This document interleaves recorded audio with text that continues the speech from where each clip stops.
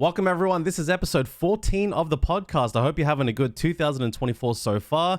I know this year's been very different for me, but I'm excited to keep pumping out these episodes, and I have a lot of things I want to share today. Today's topic, we're going to be talking about mental health again. I think this is a very important topic, and I want to put out some positive messages, practical messages that I think that can be very helpful.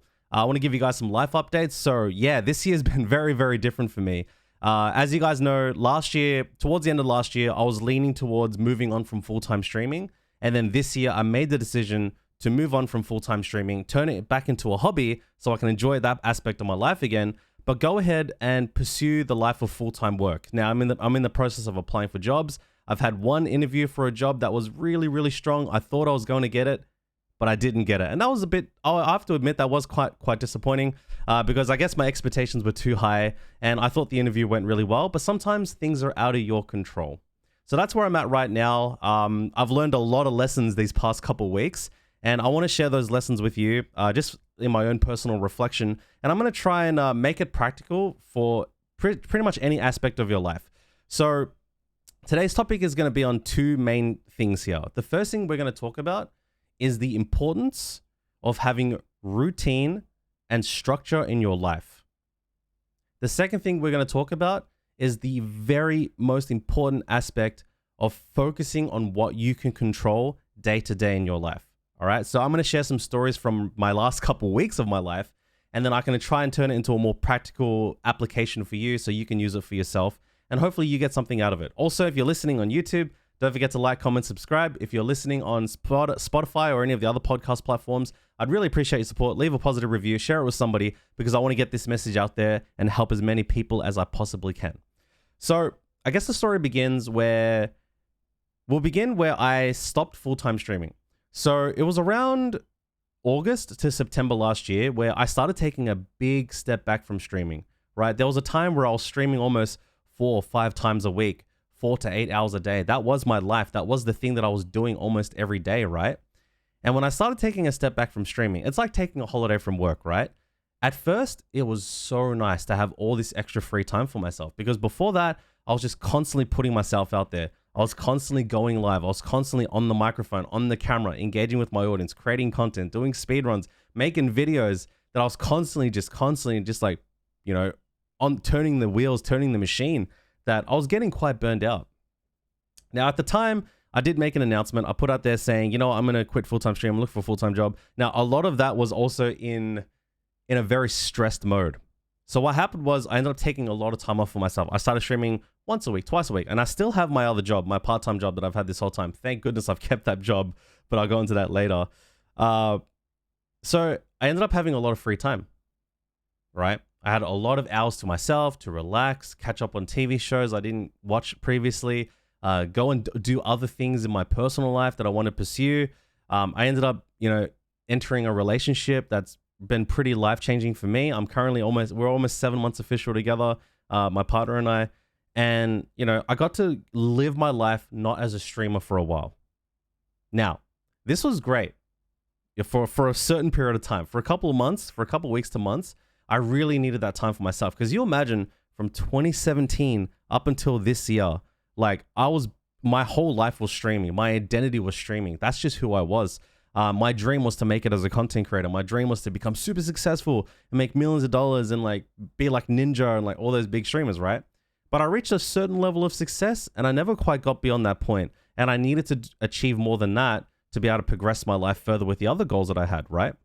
Now, with all that free time, what ended up happening was I started to lose structure in my day, and eventually that caught up to me, which is where we're going to talk about the first topic, the importance of having structure and routine. So what I have now learned over all the years of my life is that regardless of what you do, now this is just my take, I could be wrong, but I really believe, and you can probably look up studies on this, that humans, we're just creatures of habit. We need routine and structure and scheduling in our lives. As nice as it is to just think that you can just go about your day and do whatever you want, whenever you want, with no structure, a lot of the time that's going to be very inefficient, and you end up not doing a lot of the things that you want to do. But to go even deeper than that, this is where I really, really found the pain and the struggle. And it only was when I had a lot of time away from streaming, and I was, working 2 days a week on my part-time job with basically like a long weekend every single week. That eventually caught up to me, and I found myself being quite miserable. Miserable, right? Like you'd be like surprised, like, why would you be miserable? You can do whatever you want. You're basically like semi-retired. You can do whatever you want, right? But that's the problem. Once I stopped streaming, once I stopped making all this content where I used to have a daily routine, a daily structure, it would be wake up, go for my exercise, have lunch, stream for 5 hours, edit. I had structure in my day. I had purpose to my day. And that allowed me to feel like I succeeded in something, like I was actually progressing somewhere. The problem with that, though, is that when I stopped doing all that, and once I had my recovery and holiday mode, without that routine and structure, I found myself quite miserable. And I didn't know I was miserable until I really thought hard about it. I'm like, what's wrong? Why do I suddenly feel so anxious? Like, what is it? Is it because I'm not getting replies to my job in it, like the jobs that I'm applying for? Yes, that may have come into it. But what it really was I was lacking consistency in my day. I didn't have things that I was looking forward to doing on a regular basis that regulated my emotions, that regulated my mind, that allowed me to make progress, or at least attempt to make progress in things that I set out for. Something for my health, something for my career, something for my spirituality, something for my social life, for my family. And I want to put this out there that this is why, the school system, like for example, let's say you grew up and you went to primary school or elementary school, depending on what school, like country you're in. Then you went to high school. Then you went to college or university, or you went to go learn a trade. There's a common thing that all of those years have, is that all of those years have an inbuilt structure that you follow, which is wake up, go to school, do your homework, come home, do your homework, have your dinner, have leisure. And that's a very healthy system. I'm not saying like school's for everybody, right? Like you have to go to uni and get a degree. That's not what I'm saying. What I'm saying is that the inbuilt structure is very healthy for us people. We need structure. So this is why I find that there's basically 3 times in my life where I felt extremely miserable and down. It's because usually I can pinpoint it back to not having that structure in my day, right? Like when I left high school and I had the summer holiday before university, that was nice. That was okay. But I definitely had like post-high school blues. As weird as that sounds, like I didn't really have the best high school experience, but not having like your Monday to Friday completely organized and just being able to do what you want all day for months, that gets old. It's like eventually you figure out like, what can I do? There's only so many video games you can play. Like back then I'll just play video games, right? Eat junk food and play video games. And that gets boring. You know what I mean? I definitely remember when I finished university, this was such a huge stress in my life, because when you're going through uni, you're preparing yourself to, eventually get into the workforce, look for work and apply for jobs, right? Now, I remember those 6 to 9 months after graduating from uni, trying to find a full-time job and not having structure in my day. And I also had depression and anxiety at the time. That was a really, really hard time in my life. And I remember when I finally landed that full-time job, about 80% of my mental health issues were resolved just by having structure and consistency. So I just want to put this out there. Regardless of the situation you're in, the best recommendation I can give is, let's say you're not working at the moment and you're looking for a job and you're putting out applications out there, still organize your day. Have a structure, have a calendar, have a Monday to Friday. Have a hour by hour what your day looks like. Now, it doesn't have to be rigid. It doesn't have to be like too intense, but at least have an idea of what your day looks like and do your best to organize things for yourself during that day. It could be do something for your health, like get a workout in. If you're looking for a job, it could be write a cover letter, send an application. It could be something social, like catch up with a friend. It could be something like you want to learn a new recipe, download that recipe, go buy what you need and make that thing. But have your day organized so you know what you're doing. And what this will do is it'll alleviate a lot of stress that you can have on your mind. Because I remember reading this in different studies and different psychological studies, is that one of the most like vulnerable states your mind can be in is what's called a wandering mind. A wandering mind. So a wandering mind is at risk for obsessing about negative things and putting you down a downward spiral to the point where you can just have insane amounts of anxiety and just worrying in your day. Because that's one very quick way to rob your day of joy, is to be stressed and worrying about things you can't control. Okay? And if your mind's wandering and wandering and wandering and just aimlessly, like, you know, there's nothing wrong with like going through social media and like watching some TikTok, Instagram Reels, YouTube Shorts, watching some TV shows for leisure. But if that becomes like your 24/7, that can really, really put you at a risky state. And I can tell you from my own experience, I've done that before, where I just wanted to zombie and zone out. It's like, oh, you know, that's not really healthy. So I'm just trying to put this positive message out there that, yeah, if you're struggling with just not having structure and routine, I'd advise start small. Set some small goals for yourself.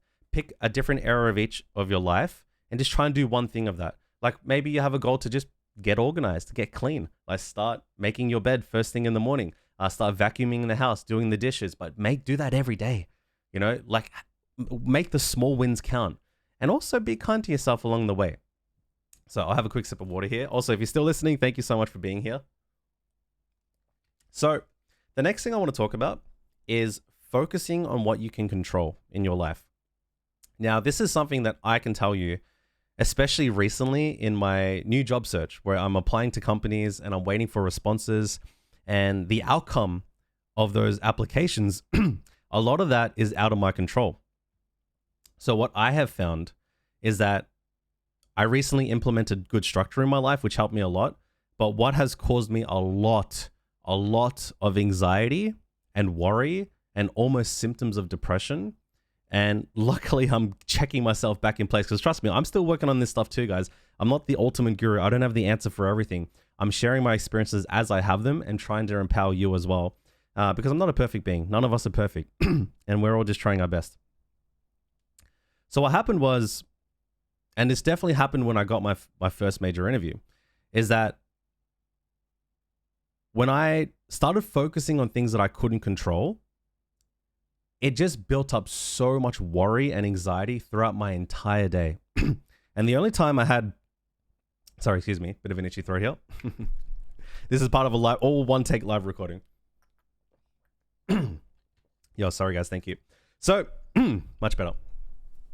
So what I want to say is that when I was obsessed about things that I couldn't control, it put me in a position where I had no solution. So think about this, right? Let's just say, you know, we'll use the job application process as an example, is that let's say you're doing the right actions. Like you're writing cover letters, you're tailoring your resume, you're applying to companies, and you're getting no responses. Or you get interviews and you don't get the job. All of a sudden, it's very easy to think there's something wrong with you. All of a sudden, it's very easy to get down on yourself and obsess about it and worry about it 24/7. But the thing is that extra worry, that extra obsession about things you can't control doesn't change the outcome. It only makes you more miserable. Now, unless you're getting critical feedback like, oh, you know what? You could have said this in your interview, or you could have wrote this in your resume. That's helpful. That's practical feedback. But if it's just the emotion of worry, if it's just you obsessing about things you can't control, it is absolutely not worth it. So a better solution is to only focus on what you can control. I'm not saying don't be aware of what you can't control. Like, for example, how somebody responds to you. Let's say you meet someone for the first time and you're kind. You haven't done anything wrong to them, and they start treating you like garbage. That's out of your control. That's entirely on them and how they treated you. You were kind, you were fine, you were polite, and then they didn't treat you well, right? So that's unfortunate. But also just circumstances in your life. So let's just say, I will use the job application because I know there's a lot of people out there looking for a job, just like I am, who are trying to change their life circumstances. You're putting in all this time and effort, and things aren't necessarily changing right away because that's how life works. Things don't always work to the time that you want it. A lot of the time, things happen when they happen. But in that meantime, this is where I definitely made the error in the last couple of weeks, and now I'm putting myself back on my feet. Don't stop living your life in the process of trying to change your life, okay? Don't stop living your life just because of worrying, okay? Don't let worry steal from your day. So my example, and I'll use my life as an example, is that when I started putting the emphasis on applying for work, like I'm going to make this my number one. I'm going to get a new full-time job. What ended up happening was that became my obsession. I started obsessing about this hours and hours and hours every day. I started waiting for my phone to ring. What did it do? It just made me so anxious. It made me feel so worried all the time. And a lot of that time, the responses are out of my control. What I should have done and what I'm doing now is just continue to live the life that I had. My life was fine before that. Like, 'cause obviously, like I wanted more. Like, you know, I want to move out. I want to get my own place. I want to make a living and like all that stuff. But I stopped doing the other stuff that made me happy, which was like going to jujitsu classes, lifting weights, you know, streaming, even streaming. Like, yeah, I may not be making a lot or I might not be where I was before, but why did I stop that altogether? Is because I thought that if I obsessed about this thing and I applied, that I'll just land a job and it'll all be happy and dandy. But so much of this is out of your control. So much of it was out of my control. And in hindsight, especially after talking to my girlfriend, my friends, my family, so many people gave me great advice that I was able to just start checking myself back in place. You know, I started making TikTok videos again. I'm here making a podcast first thing in the morning. Like, I could have just been laying in bed there worrying about, oh, am I going to get a phone call today for a job interview? No, I can be proactive. I can get out there and start doing things. Like, I'm getting my car service today. I'm going to, you know, do other things, but I'm not just going to sit around and like wait for the phone to ring. You know, that is just a terrible way to go about it because I'm not focusing on what I can control, right? So in that time, I wasn't working on my health and fitness. I wasn't, you know, reading books like I was. You know, I was doing other things that I enjoyed, don't get me wrong, but there was a lot of things I could have been doing. I didn't have to stop my life just because I wanted to change an aspect of my life. So this is what I want to say. If you're in a situation like mine or you're going through something very different, my best advice here is to start taking control of what you can control, which is like, if you can work on your health and fitness, start doing that. Start hitting the gym. You know, let's say, you know, you're looking for a job and, you know, you've got all this free time in the world. Use that time to start educating yourself, start reading books, start training, start looking after your diet, start building skills. When you focus on what you can control, you're going to open up those opportunities because you're being proactive.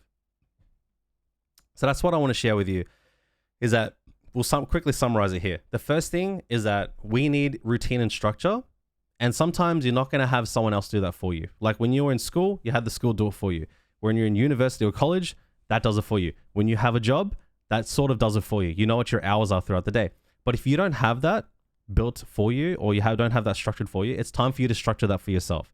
Start scheduling your day. Organize different things that you want to do in your day, like something for your health, something for your career, something for your friends and family, something for your personal life, something for your leisure, and stick to those routines and keep improving on those routines. And you will find that your mental health and your stress will continue to improve, especially if you're going through a hard time. Now, if you're going through a really serious crisis, and I'll say this almost every episode, please seek professional help. I'll tell you right now, if I found that my mental health was getting very severe, I absolutely would go get professional help again. I'm not against therapy. I've had therapy in my life and it's saved me before. And if I need it again, I'll absolutely go and get it again. Now, the next thing is make sure that in your day and in your life, I'm not saying don't be oblivious to what you can't control. I'm saying it is far more practical and better to actually focus on what you can control in your life. Because it is like the best way my therapist put it that I had it years ago is that this is what anxiety is, right? It's thinking about the future or pondering the past.